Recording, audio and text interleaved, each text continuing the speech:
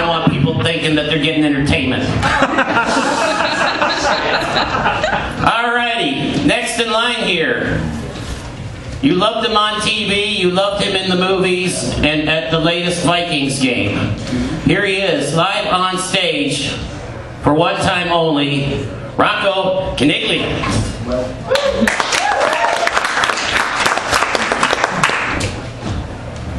Good luck. I don't have any of that shit. So, I had a bunch of shit planned out, but Joe Riss did my whole set.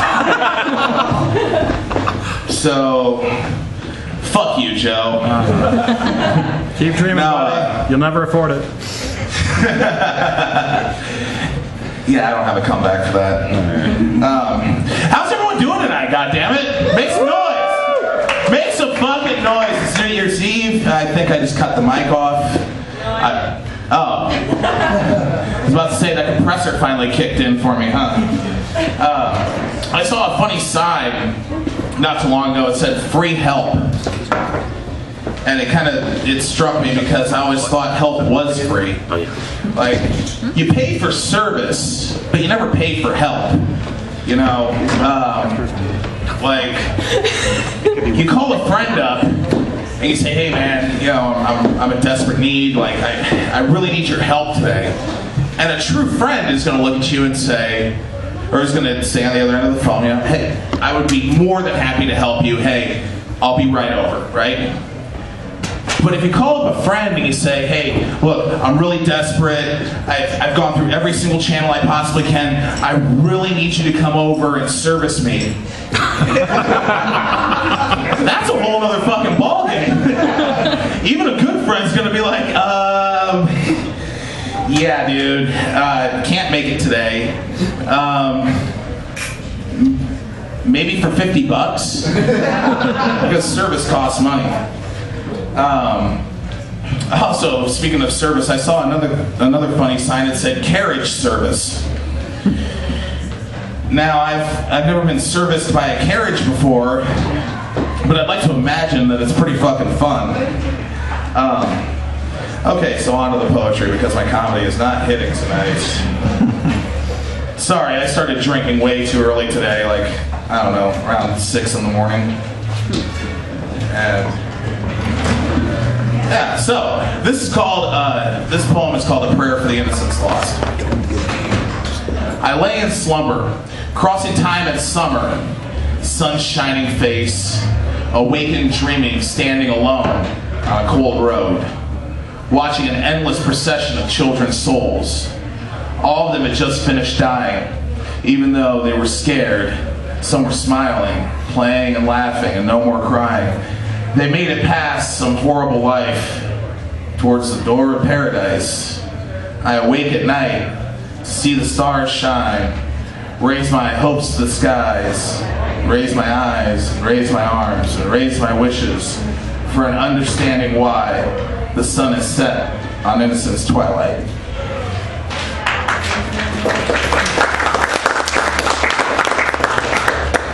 Sorry, that's for the Sandy Hills Elementary, God bless their souls. I know that was said to death after it happened, and everyone fucking decided to send out their well wishes, which is great that, you know, in the wake of a tragedy, humanity can come together and actually show some sort of beauty. But I would like to say this. I am a conspiracy theorist, and I would like to say, you know, Hurricane Sandy, Sandy Hills, coincidence? Yes! That's exactly what a fucking coincidence is. I see all these assholes on the internet talking about how the government fucking planned out, like the government can conjure up a fucking hurricane, for God's sakes. Hell yeah. Yeah, Bush did it with Katrina, so fuck it, right? Science! Science! By the way, Will Ross, where are you? Where is that prick? There he is. Hey, you know what? Fuck science. Because you know what? With all the robotic technology and all this shit's happening, I still don't see Bender. Where the fuck is Bender? When Bender comes around, then I will say science has done something. If you're looking for your milestone to be fake characters appearing in real life, I think you're looking for drugs, not science. And if you're looking for any seriousness in that fucking statement, apparently you don't know what a joke is. If you don't know Rocco, you know he's always looking for drugs. So yes, you're right. Speaking of drugs, cheers. Shit. Sorry, I hate it when I get ice in my whiskey. I don't have a title for this, but here you go. People don't want to live free. They want to live for free and increase numbers. Because most don't want to use rubbers. They would rather get fucked than try to be lovers. Keep having kids. They don't want to be mothers. They want to exercise the zeitgeist and start back at zero. Finagled by fantastic notions, people don't want to be good. They want to feel good by drinking magic potions. They'd rather raise the living trying to get a rise out of the dead. They'd rather be vampires than drink the blood of Jesus and break his body into bread. They would rather sit at home at their home and watch reality shows than go out and make friends. And they'd rather sit there and bitch about how they're broke than go out and get their ends. Me? I'll just sit back and be drunk and laugh till it begins again. Thank you.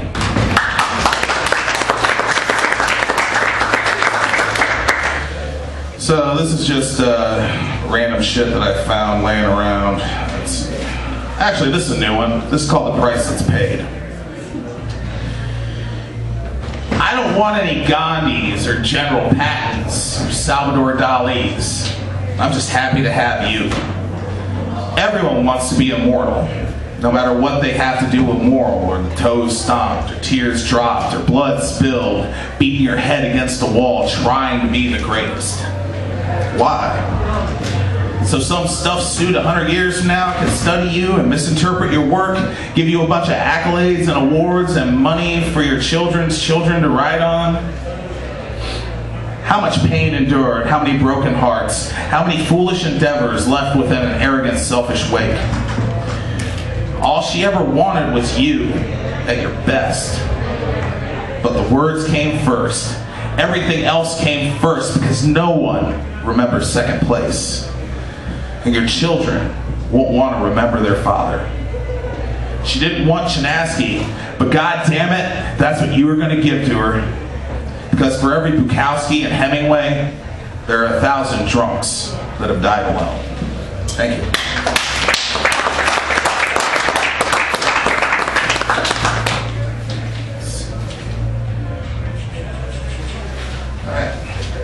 Sitting at the business end of a typewriter, spinning straw into gold, all your precious metals will outlast you.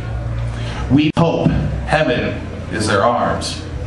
Witness miracles and honing skills, perfecting a craft, freezing in life's winter. A buried body is just that, more to decay, like precious metals, dreams, miracles, and crafts.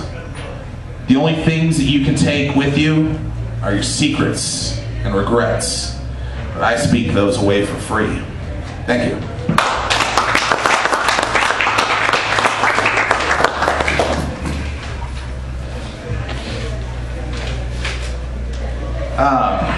So I'm going to do one more.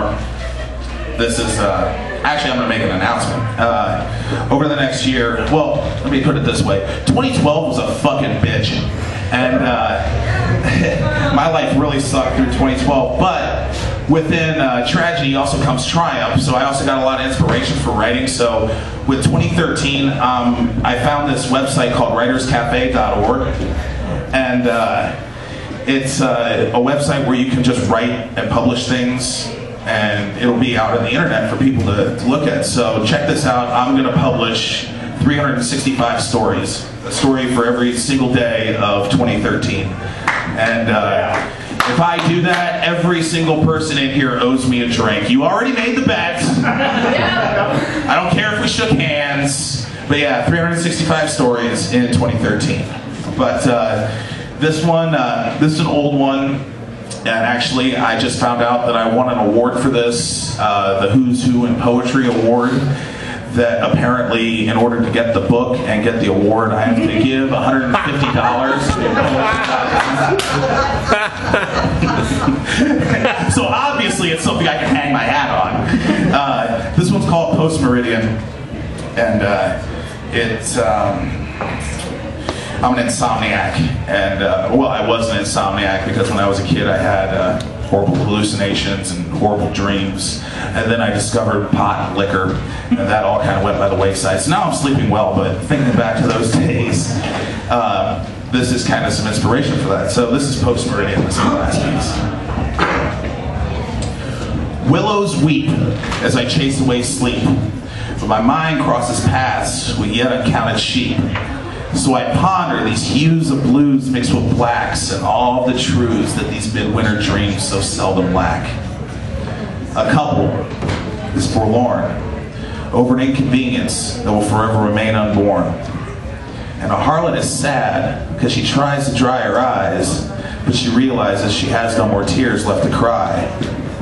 And a man laughs as he dies in the streetlights because he's hellbound like a hellhound from too many lives that he's taken in the past. So willows, don't weep for me. I'm just a fool, you see, trying to find my roots within a sobbing tree. Thank you very much. Happy New Year's. Y'all have a wonderful fucking night. Yeah.